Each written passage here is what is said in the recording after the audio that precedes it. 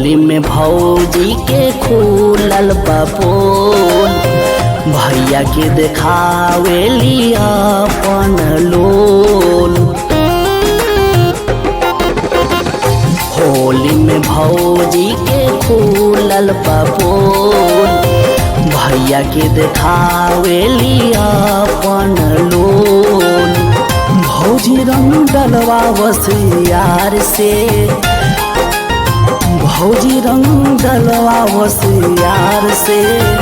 होली में भौजी तरपावस भैया के प्यार से, होली में भौजी तरपावस भैया के प्यार से।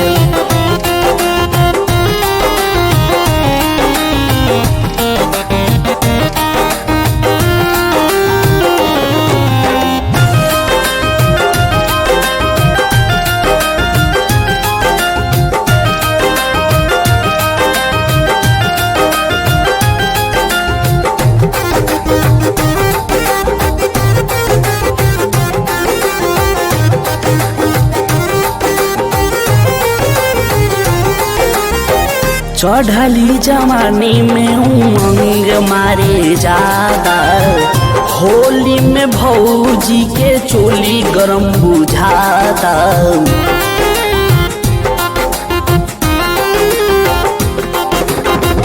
भैया रोज जाके नदी किनारे, भौजी मजा मारस होली में यार के बोला के।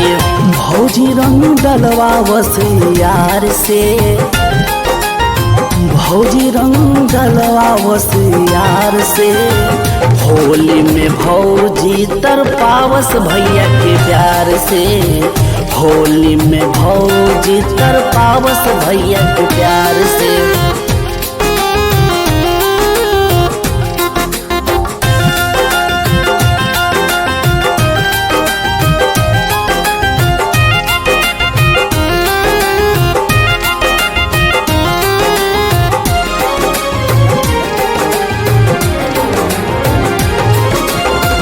लाल पियर रंग असर भौजी के बुझाला, भौजी के होली में परेशानी बढ़ल जाला।